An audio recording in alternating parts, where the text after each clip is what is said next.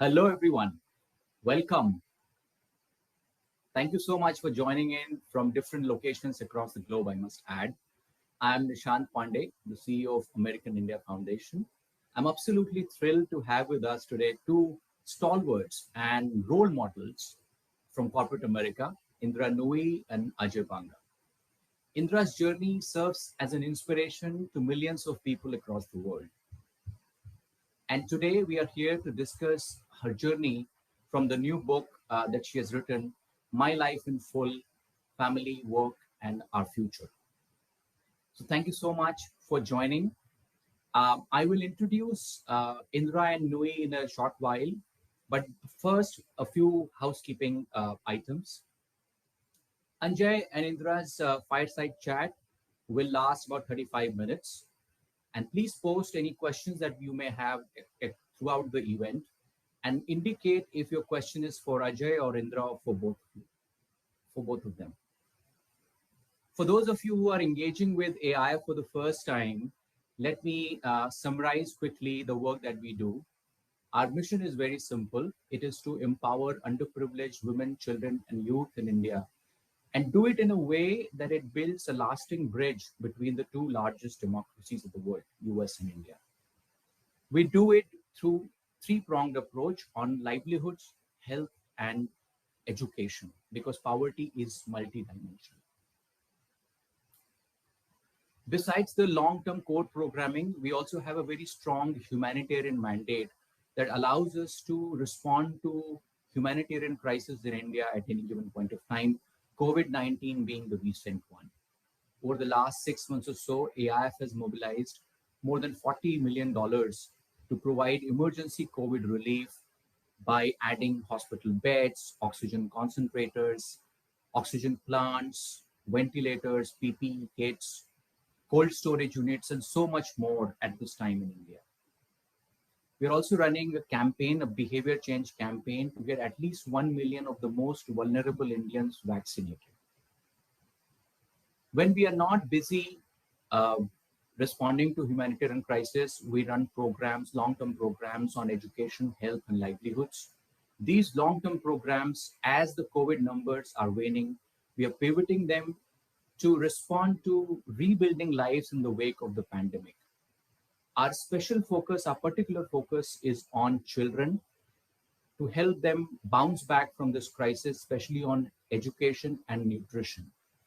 We have seen regression on both learning and on nutrition because of prolonged closure of schools and Anganwadi centers that provide midday meals to children. We are also supporting street vendors in India, across India, who have suffered greatly, disproportionately because of COVID-induced lockdowns. So that is the work that we do. And thank you so much for joining us today. I want to show a short video to introduce you to the work that AIF has done over the last 20 years.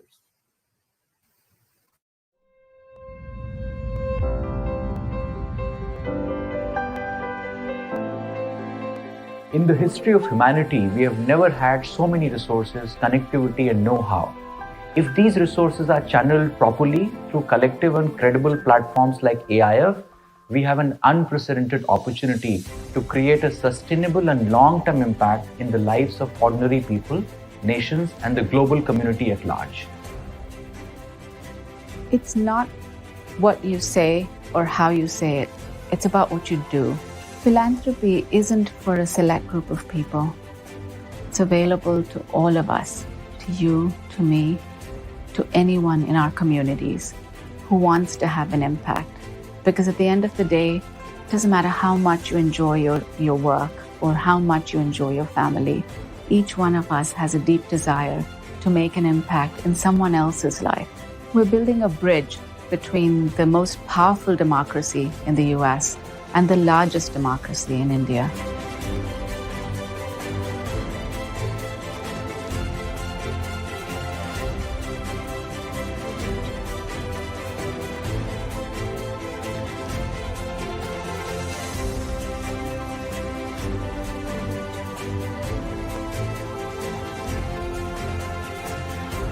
Over the last 2 decades, Because of the generosity of our supporters, AIF has invested more than $100 million, and we have done this whilst upholding the values of secularism, non-partisanship, accountability, and transparency.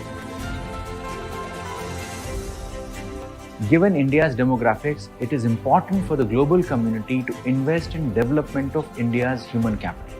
And that is why AIF focuses on all three of the most basic, the most essential, and the most immediate needs of underprivileged people in India: health, education, and livelihoods. And we do it in a way that it improves the people-to-people relationship between the two countries and leverages investments by working with the government and the private sector on the ground in India. Designed upon the principles of trust, transparency, and partnership, AIF has brought together whole communities together in the quest for improving the society.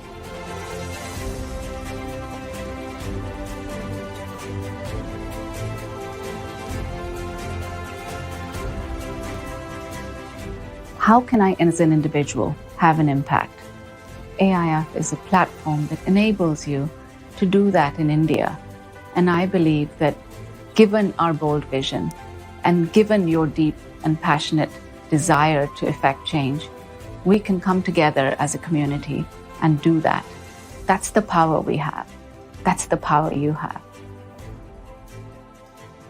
Based on the success of our programs so far, we have ambitious goals to scale up these programs to a level where they are not only making a transformative impact in the lives of individuals, but also making a meaningful contribution at a systemic level. We can only do this with your support. Thank you so much for being part of AIF family.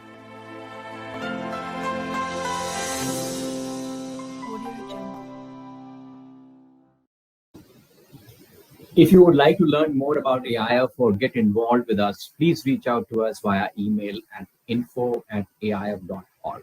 We would love to speak with you. As you can see, Indra's journey resonates very strongly with AIF's focus on investing in empowerment of women and girls. So I'm very, very excited that the dynamic pair of Indra and Ajay will be discussing some key aspects from Indra's new book, which, by the way, you can purchase on Amazon. I highly, highly recommend it. It's a great read.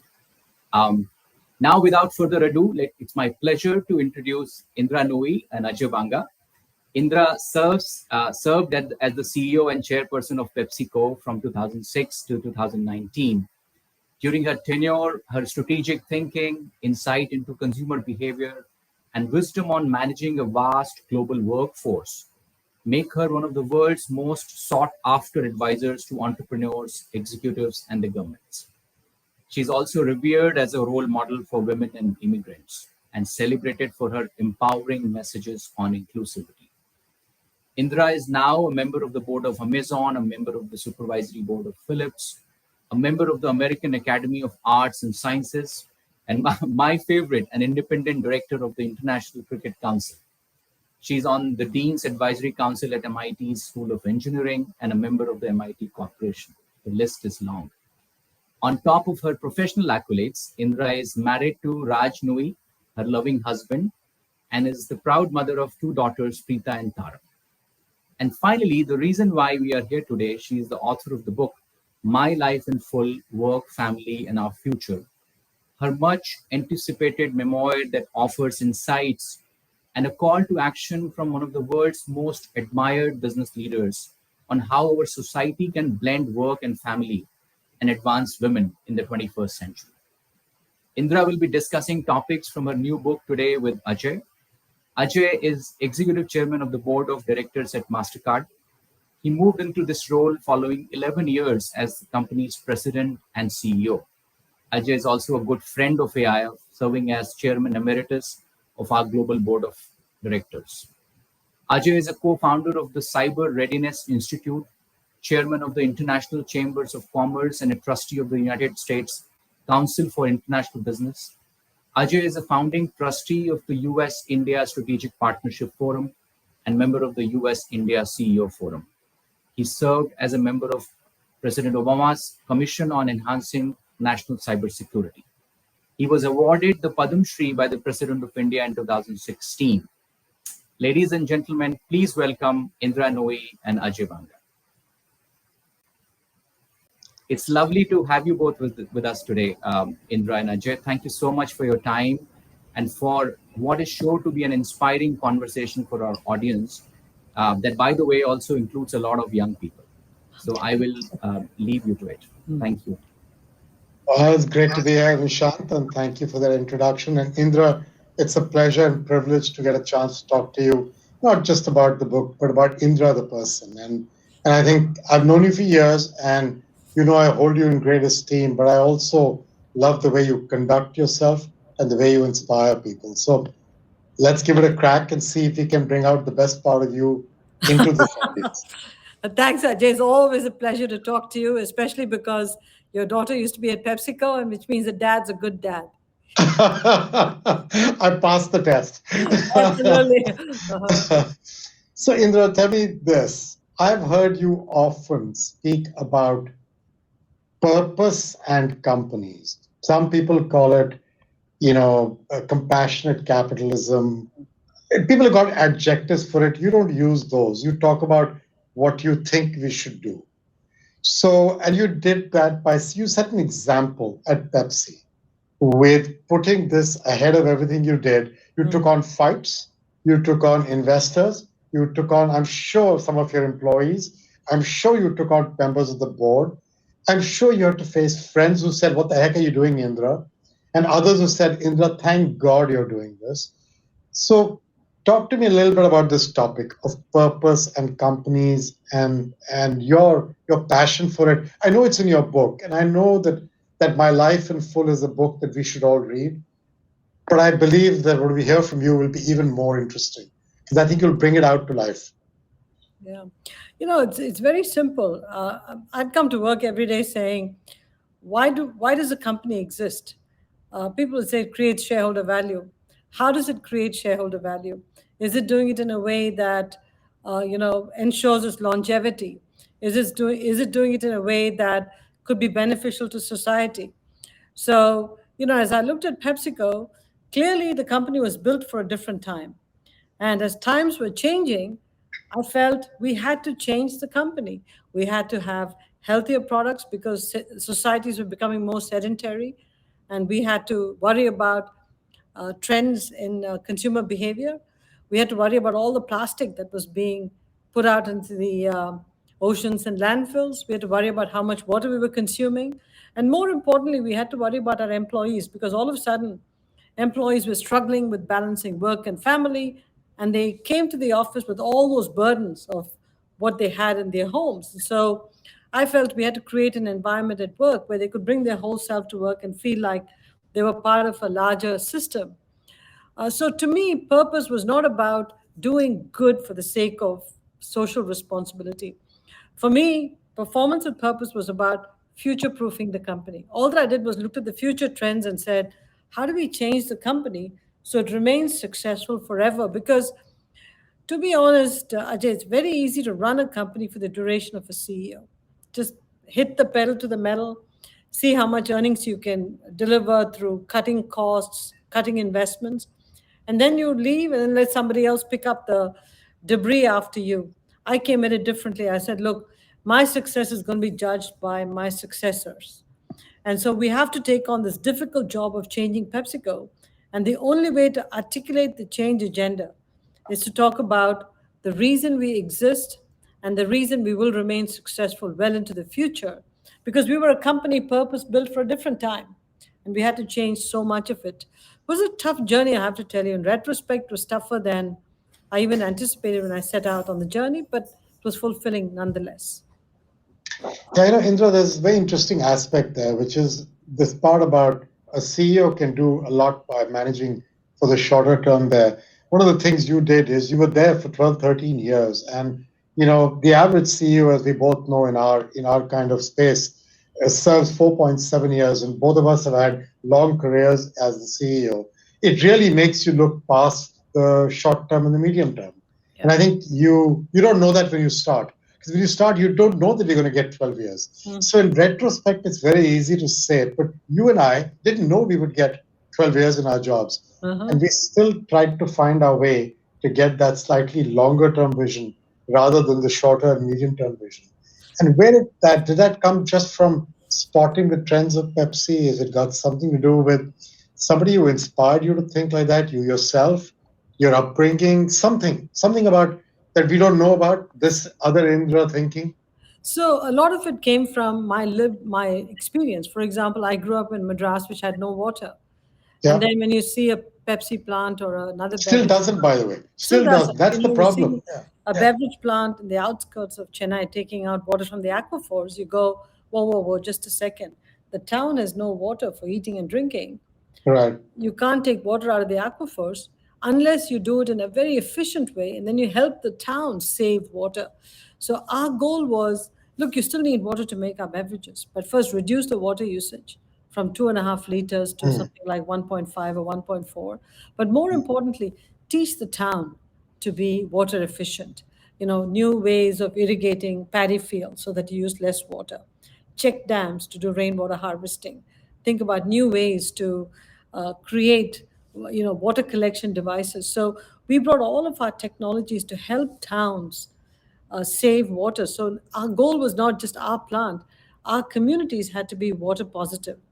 So we kept working community by community. The best example was Aurangabad, how much work we did to build check dams and teach people how to collect water and, you know, like a full cycle, even washing, I mean, cleaning the water from our effluent streams in our plants and then reusing it in our plants. It involved a lot of technology, Ajay, but at the end of the day, if you don't translate your lived experiences into impact when you're able to do it, what's the point? Similarly, I was watching people's eating and drinking habits change. Even in the credenza and PepsiCo in meetings, I could see the mix of beverages changing. Right. And Right. if our own habits are changing, why do we think consumer habits are not changing? And so it's like the wonderful thing about consumer products businesses, we are our own consumers. So you can observe the habits with our own people. And if you ignore all that and say, well, we're not really the consumer, we are employees of PepsiCo, that's wrong. We are consumers too. So watching all of these behaviors allowed me to get conviction around what I needed to do, because I honestly believe that the moral code of our lives and our livelihoods had to come together within the letter of the law. So that's what we were trying to do. I love that line. The moral core of our lives and livelihoods have to come together. See, Indra, that aspect of saying that you're part of an interconnected ecosystem, that's just what you meant. Mm-hmm. I wish so many others of us had adopted this 10, 15 years ago. I wonder how much progress we would have made on climate change and inequality over these 15 years if we'd all, so many CEOs, had the chance to do this. And you brought out really well somewhere in the book, or you found an article as well recently, that I'm glad I'm not a CEO today. There's so many challenges these CEOs have. And can you shed a little insight on that? On the what? The challenges the On the CEO has. challenges of being a CEO today, and how you jokingly said, I'm glad I'm not a CEO today. I've sort of done my thing. And so give me a little bit of insight into that part of what you were thinking. Well, the CEO today has to be a diplomat, a foreign, a foreign policy expert, has to be a Right. sociologist, understand all the social trends, has to be great at running the company, has Yeah. to go from a world that was flat and global to a world that's got walls, has to go from a world where if you didn't have a China strategy, you were toast. Now it's a China exit strategy. So everything about what we had 15, 20 years ago is being Yeah. turned on its head. Now, what people don't realize is companies can't change overnight and change all the supply chains and businesses and partnerships and alliances. And so I think when we do one of these yo-yo type of decisions on, go into these countries, don't go into these countries, go into these geographies, don't go into these geographies, companies cannot turn on a dime like that. Markets are tough on companies. They don't understand that when strategies have to change so radically, financials are impacted. So CEOs have to somehow straddle all this and figure out how to, stay in the geopolitics but not stay in the geopolitics. Worry about the foreign policy of their host country, of their country of domicile, yet be divorced from it. So it's a real balancing act. And how do you weigh into big, issues related to society? I mean, that's another big challenge. Yeah. I had my share, but now it's in spades. I think that's a really important point. I tell people that this doesn't become about what you and I think about that particular societal issue or that particular political issue. It's tempting to get into that, but in actual fact, as the CEO of the company, what you're really trying to do is to figure out and navigate a way when those old relationships where these things were in a different bucket and Yeah. you were in a different bucket, those buckets emerge. And so our real job is not just our politics or our societal needs. You and I agree on 99% of those. But we're not going to win by stating that in public. You have to figure out how to navigate your company with its diverse, shareholders and its diverse stakeholders, and even your employees don't all agree with it. Yeah, So exactly. if you say this, you get quoted about that. If you say that, you're going to get social media about this. And I think that's just such an interesting angle. My observation, Ajay, is always 1/3 of the employees are with you, 1/3 Yeah, of the employees are against you, and 1/3 of the right. employees don't say anything. So you can Yeah, always say 2/3 of the employees are with you or not at any point in time. So it's a right. very Right. tough, it's a very tough road to hoe. So, Indra, another topic of your book. So, from this purpose and companies and CEO, the topic that I know is very dear to your heart about women and their managing of their lives, the trade offs they end up making. Some trade offs they make better, some trade offs are harder, others are lucky enough to have supportive husbands. You are one of those with an outstanding husband. Raj is a wonderful human being. I know that from personal knowledge, but you've written about that in your book as well. So tell me, I feel that we've made progress on these issues of women in the workplace. Progress in some ways. Companies have, yours did, mine has. Paternity leave, maternity leave, help to come back to work. But it doesn't feel like we've moved the needle enough yet. There's so much more to do. So, can you tell me what's in your head about the progress? What else you would like to see done? How do you feel about it today at this stage of your life? A little bit about that. So let me just provide some basic statistics. We both have daughters, so it'll be useful for us both to level set. Women are the ones who get 70% of high school valedictorian. 70% of high school valedictorians are women. Women are getting 10 points more college degrees than men. In STEM disciplines, women have 1 whole point of higher GPA than the men. Women are getting 55% of the professional degrees. And even in MIT, 47% of the engineering graduates are women. In Caltech and Georgia Tech, 37% are women. So what you've got is women emerging as a very powerful source of talent for the country. And don't look at them as women or men, look at them as talent. Right. So on the one hand, you've got this potent force. Many people have said women represent the biggest emerging market opportunity for our country, the biggest emerging market opportunities. Look at it that way. Now let me come to the other side. When we give birth to a daughter, we don't say, I just gave birth to a lifelong unpaid laborer. Okay? Some people view the girl child Correct. like that. And I'm sorry, that's not what the girl child is that we give birth to. You have 2 daughters, I have 2 daughters. We treasure our daughters. We want them to soar. We want them to be whatever they want to be. Yet many, many families in India here, they say, lifelong unpaid laborer. Thankless, unpaid, abused many times, vilified. I mean, it's just not right. It's just not right. Yeah. Yeah. So I I think think, that whole narrative has to change, and we have to look at yeah. women as a major contributor to the economy. And let me add a third dimension.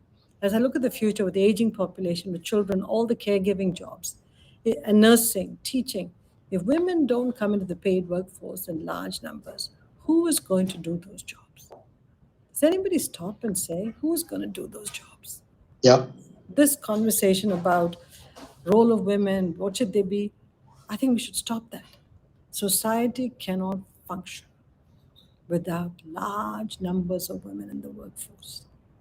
And it's high time we started to respect them. Caregiving. Tell me something during the pandemic. All the senior citizens who needed care, women provided most of it. Their wages were not very good. You think that's a good thing? Those are not easy jobs. They're not very rewarding jobs. Yet we never really paused and said, oh my God, those people did yeoman service to society. So at some point, we've got to understand and value the work that's being done by women in society. Do you have a couple of specific suggestions on what you think someone like you and me can do to be helpful in a space like this? So I'm going to, one is the moonshot that I'm working on, but this is something India needs to do too. And it's a conversation I've begun to have in India. I'd love to have you join me, Ajay. I think that there are three aspects. There's paid leave, there's flexibility and predictability in work, and care. I think the great thing about COVID is that it's now made flexibility, hybrid work, all a reality. So that's Mhm. good. Paid leave is still being debated.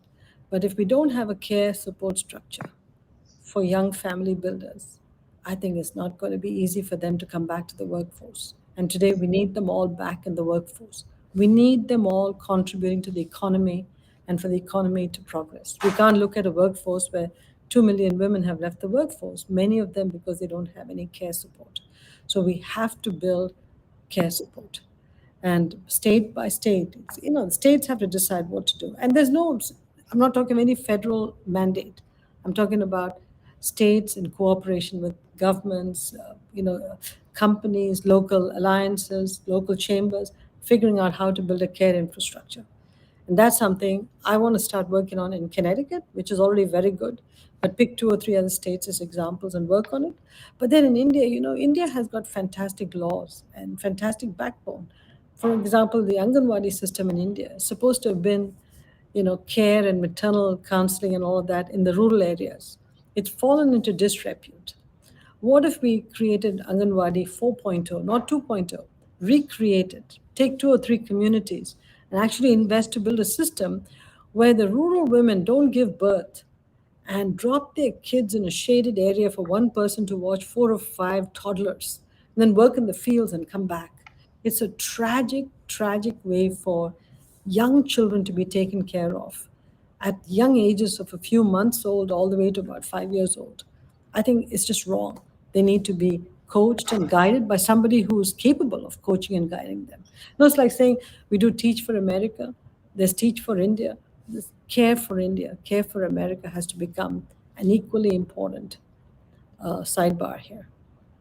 Interesting you raise this about caregiving. Today's article, I think it's the Wall Street Journal or one of these, talks about how many women had to drop out of the workforce over the last 1 year because of the absence of daycare centers, properly staffed, properly run, for them just in the United States alone. And I think one of the tragic aspects of this whole conversation, even at our governmental levels, is how this is still a matter of dispute as compared to, as you said so eloquently, something we must provide for. So we Well, can the get question is, the dispute is who should provide for it. Again, Yes. I'm not a political person, I'm not a policy person. I'm just more saying we have to sort it out.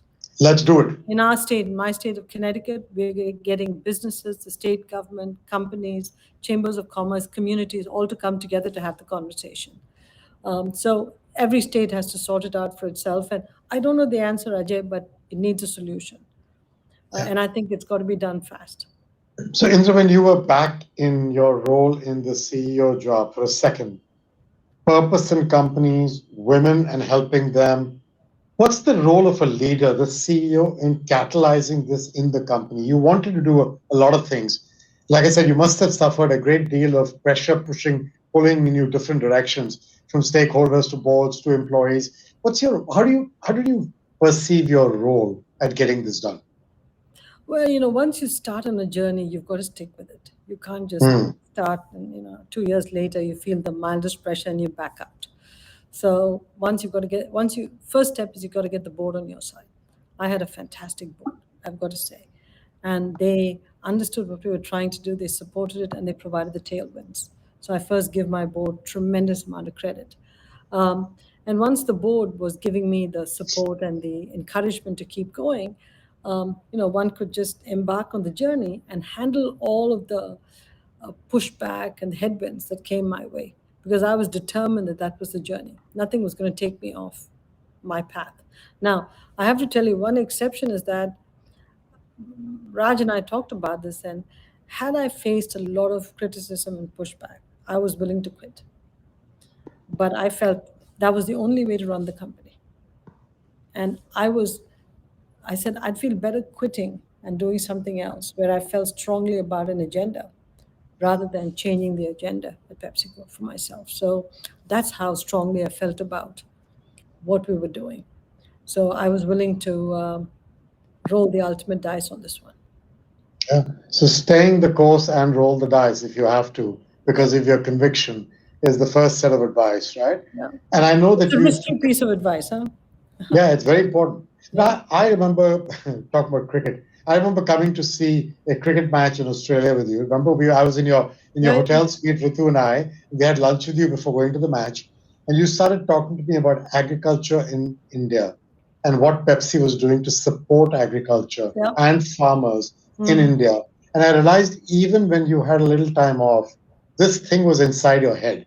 This was part of who you were. You weren't just doing it when you were at work. This is the Indra of caring, right? So I guess another part of what I found as a CEO is that you have to communicate the same stuff a million times and not get tired of saying it, and say it in the simplest possible language for your most junior employee to say, okay, I get the North Star that she's taking us towards. So how hard is that? And how tough was that? Or how easy was that? And did it bother you? Or was that an easy enough thing to do? I think that's the job of the CEO. Communicate, over communicate. The only difference is the time that I was doing it, you had to go there and be physically present, Right. or record a video and send it. There was none of these technologies available. So I was on the road a lot. Right. I think there's one skill set, Ajay, that I would love for a lot of people to take in. It's communications, oral communications, but communicating in a way so that when you convey a message, people form a picture in their head. I think that's a compelling communication skill that everybody should invest in. And I sort of fine-tune that skill over time where I'd go to people and tug at their heartstrings. So in every country, speak about performance with purpose, not in global terms, but talk in terms of their country. You know, you can't go to a country which is having water surplus and talk about water shortages. It doesn't resonate. You know, you have to talk about issues relevant to them. If somebody's got a high, plastic stuff that's dumped in their backyards, you have to talk about plastics and what you're going to do about that. So it's very important you frame the message in the context of each country. And that was the most tricky part because you had to resonate with the local people and the local governments and the local farmers and local everybody. So the message was always tailored. Very important. Right. That's a very important point. So that's another little bit of your secret there. Tailor your message to suit the audience. Don't just take on communication as a role. Talk about how you communicate. Right. And your audience and the country in which you're in. Yeah. Very important. Yeah. Yeah. So now I know another Indra, right? Your friend Jesse Singh, our mutual friend, who you've even referred to in your thanks in the book. I know how close you were to him. I didn't know that till I moved to the US and met you and him together when he came here. And you came home to our place years ago for a drink. And I suddenly realized that there was this other Indra, the Indra of humor, the Indra slightly playful, the Indra with a lot of fun, the tomboy Indra I learned later. And then there's the other part of Indra. This has to be the Indra of the work you went through, the immigrant woman, doing well in this society, a CEO, a leader. I've heard you talk about your clothes and how you had understood and evolved them. Give us a little bit of that, those two sides of Indra, and how you dealt with them. The Indra I know and love, this humor, playful, fun one, but also the CEO, the clear example setter, the trend setter. Talk to us about this. I think they coexist. That duality coexists. You can't give one up for the other. You just have to moderate them based on the situation. You know, when I was with people like Jesse, the playful side, the fun side came out because Jesse pulled the heartstring from my time in school in India. Or when I see my school friends, that playful side comes across. The tomboy side has always stayed there. But then when I have to be in a corporate setting, I have to, 80% play the part, the 20% playful side does come on. So I think you've got to stay true to all these sides. Don't try to remake an image for yourself that is not authentic. So I played all these roles, but people were clear that I was who I was, the core in me. I mean, I still remain a vegetarian. I don't drink. I'm still quite a, as they put Tairvade, but I just I carry on. But I still love fun. I love to go to baseball games. I love to go to football games, and I love my friends. I love rock and roll music.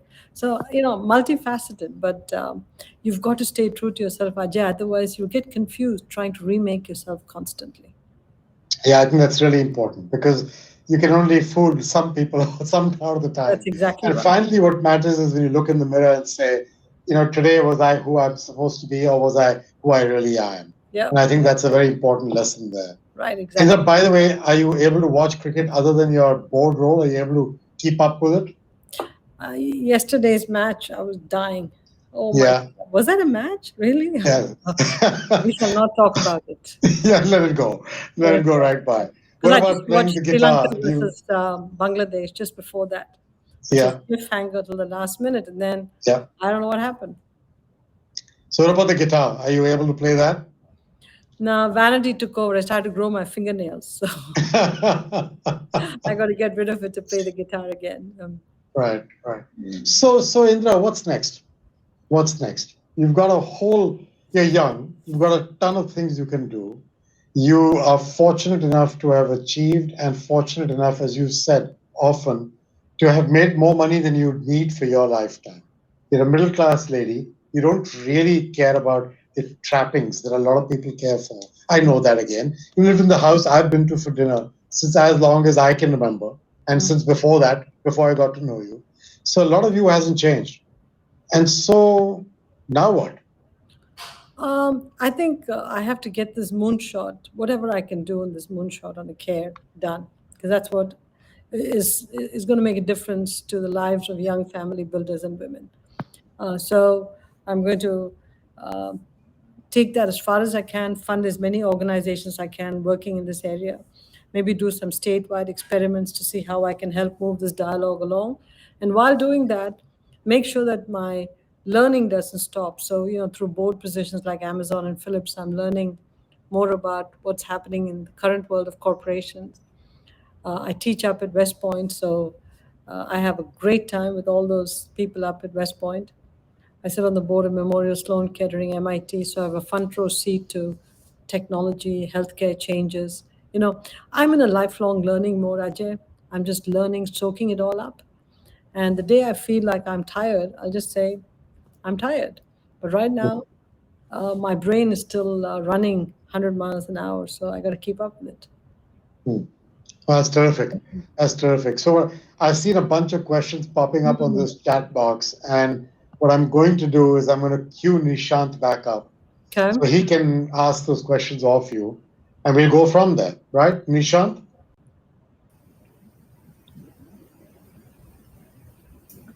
Thank you so Before much. you ask the question, can I just say that Ajay is probably one of the most successful and the most awesome CEOs that existed in his time frame. And so I want people to recognize that we're talking to the most iconic CEO Come on. in the last 15 years. So little... See, you see what I mean about the playful, fun side of Indra? There it comes again. Fun, the fact side. This is the authentic fact side. See it right there. I have the facts. Shush. Absolutely, Indra. Fascinating. What an incredible conversation, and so many takeaways for me personally from your leadership experience. I think what came across very well was not just kind of some serious conversation between two very successful CEOs, but really the fact that you've known each other for so long, you work together briefly. There's so much mutual respect and for each other, and so that was really fascinating. Lots and lots of questions pouring in. Let me start with the first one that came, which is for Indra. When you were at Tambaram, Madras at that point in time, what was your dream as a young woman? That was just graduate. I mean, look, remember, I write in the book saying that there was advanced math, but because I had skipped PUC or pre-university, I went from 11th standard to university. And I was only 15 when I went to college. And all the advanced math I had not had. I mean, I hadn't had analytical geometry, vector algebra, none of that stuff. I just wanted to graduate from college with my physics and chemistry degree. So I was busy studying and just keeping my head above water. And then after that, making sure my mother didn't threaten to get me married off at age 18. That's all I so, listen, my society was that. So, there was no hopes and dreams and aspirations at that time. It was just take it as it came, year by year by year.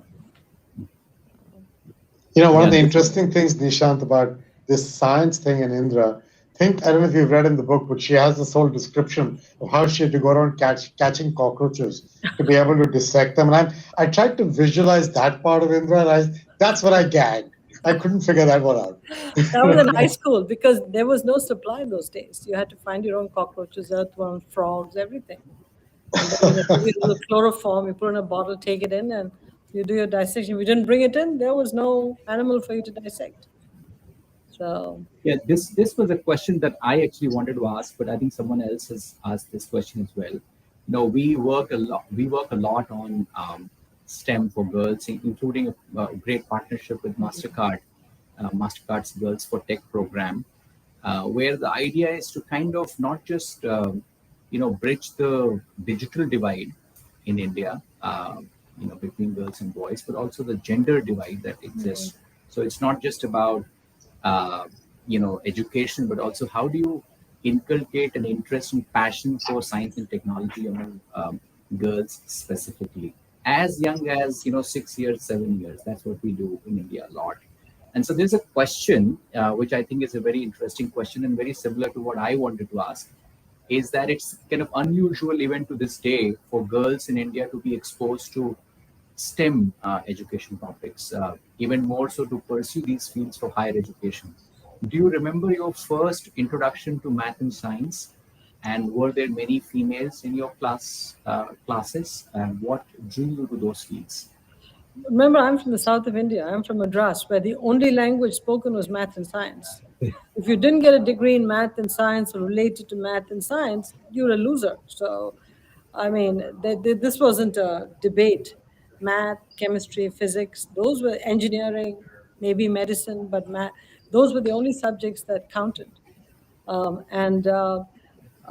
There wasn't a question about, how do you get an interest in it? Mathematics was drilled into your head from day one, or physics or chemistry or things like that. I think that the fact of the matter is, in colleges, they didn't have enough seats for women. So in MCC, I remember the number of girls they admitted into chemistry was only a number of girls that would sit in the first row in the classes. So I think there were 10 girls in my class because only 10 girls would sit in the first row. Now I went back to MCC and I rebuilt all the chemistry labs, physics labs, zoology, botany, all these labs. They look fantastic.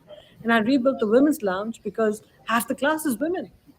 So it's fantastic to see how it's all changed. And even Holy Angels, the labs were terrible, but I've rebuilt all those labs to be world class because I felt I owed everybody the duty of paying it back to them. So I've made it great for the next generations to come up, because now in MCC, admissions have gone up 40%. Admissions from women, which was already high, has gone up even more. And STEM disciplines, they're flying. So in the South, we had no problem with STEM and women. This is a question for both of you. It's about a topic that you kind of briefly touched upon. How can women get better at getting sponsors who can help them achieve what they really capable of in kind of corporate settings? I'm going to say something that Ajay comment too. I think that mentors pick you, you don't pick them. If you go to somebody and say, can you be my mentor? They might say yes, but they're really not your mentor. They might give you advice now and then.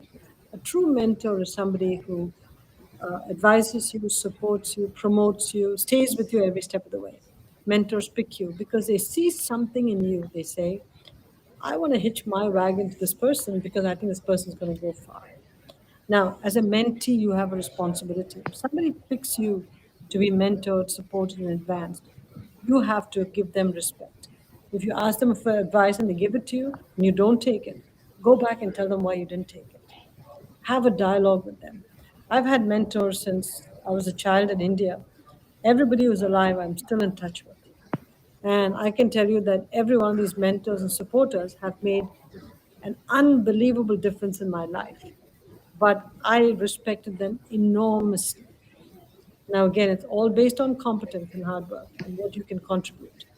Ajay, I don't know what you would say to this. Oh, you hit the nail on the head.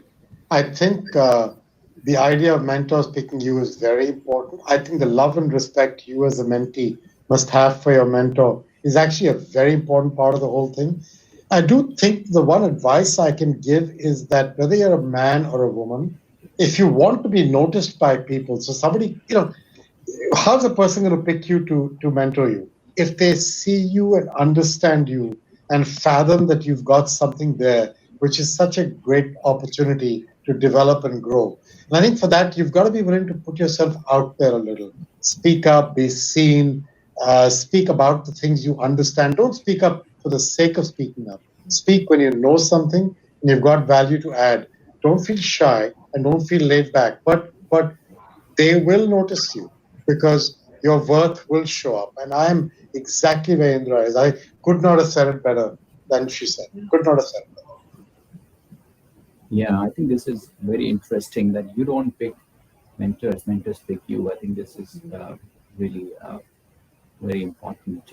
And the part about respecting that relationship. I think she made that point as well. Don't forget that because it continues for your life. It's a love and respect relationship that you must treasure for your lifelong. I agree. It's a lifelong relationship. Yeah. It's an interesting question. It says your new book calls for the governments, this for Indra, for government and businesses to prioritize the care ecosystem, paid leave and work flexibility. What would these benefits have meant to you throughout your journey? How would they have changed your journey? If at all? See, I was lucky to have them. That's why I think had I not had them, it would have been a crisis.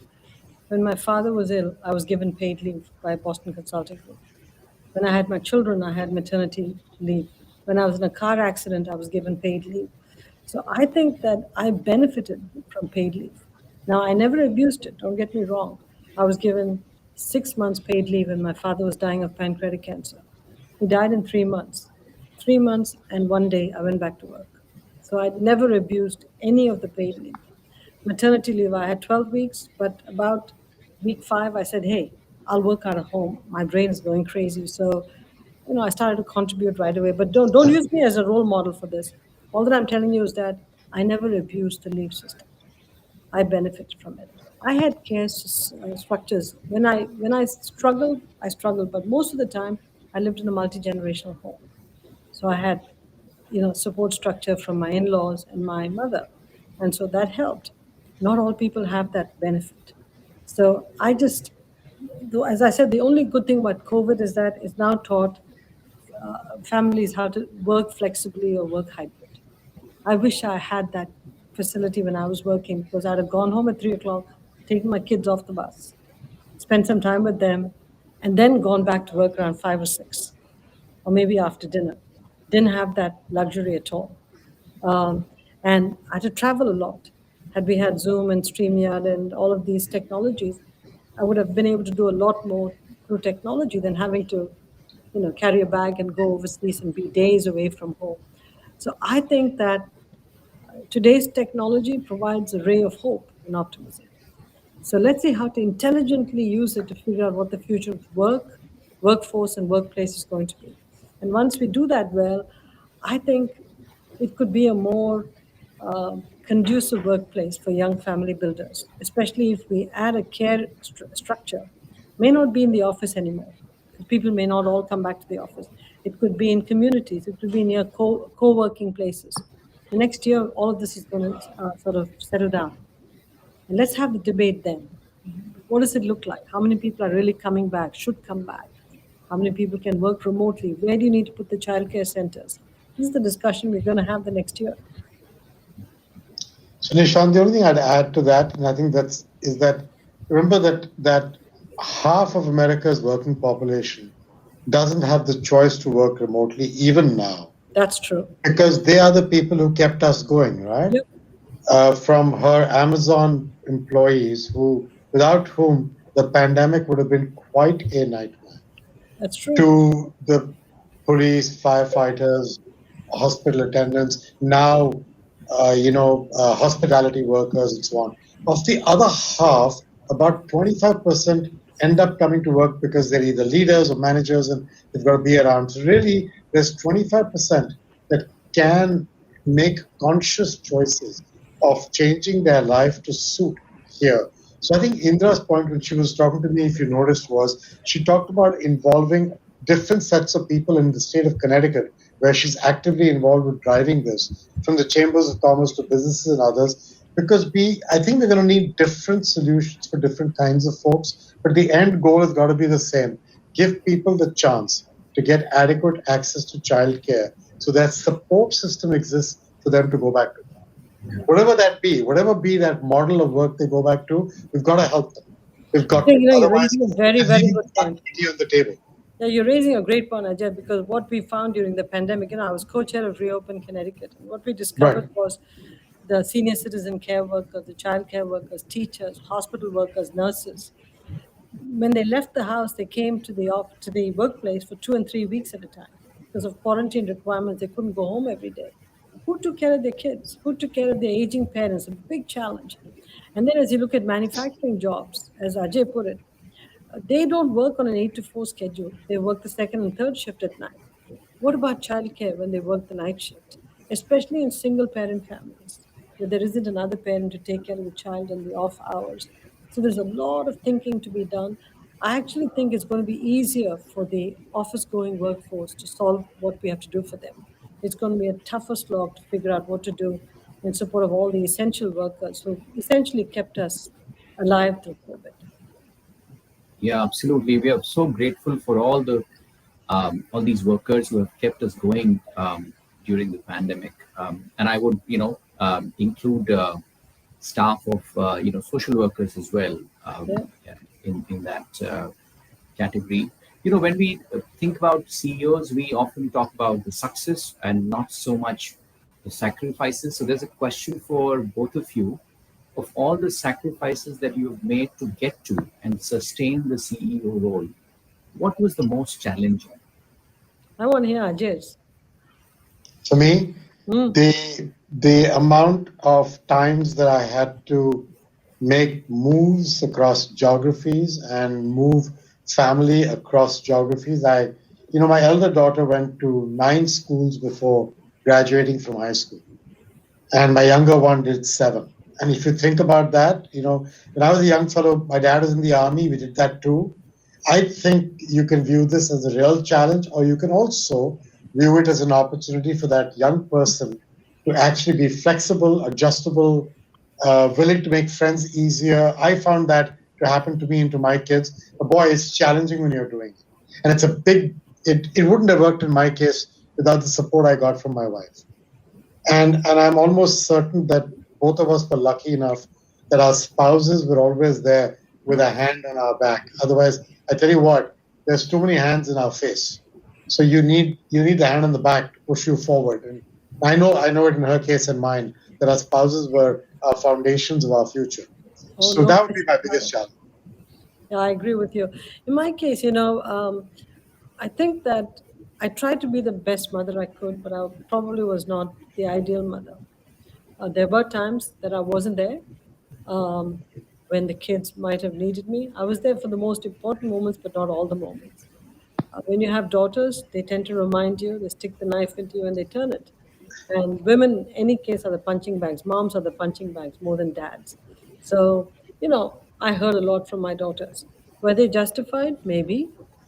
But on the other hand, we are first generation immigrants. I'm a first generation immigrant. I came here with nothing much. If my kids have a good life, it's because of the life that Raj and I created for them. But try explaining it to them. On a good day, they might accept it. On a normal day, they say, oh, yeah, I wish you'd been at home all the time. So I live with this constant, what should I have done? On the other hand, I am happy with my decisions because I am wired a certain way in my head, and that wiring led to the decisions and the behaviors that I practiced. I wouldn't do it any other way. So I lived with guilt for a long time. I parked it all about 5 years ago and said, I cannot live in the past all the time. I am wired a certain way. Had I quit my job, I'd have had more regrets. Who knows how I would have reacted? I loved working. I loved my job. No regrets. None at all.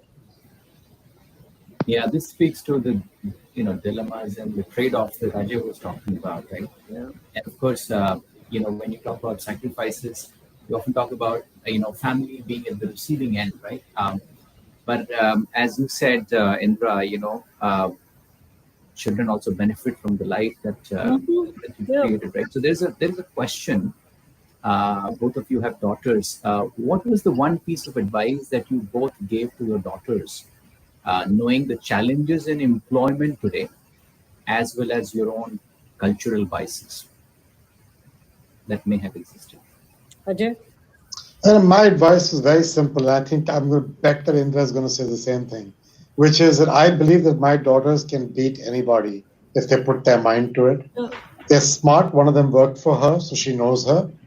But I can tell you this, that they're great and they can do it. And I've always told them, don't get agitated about one particular thing or one other. Don't say, I got to go to only that college. That's not the way to think.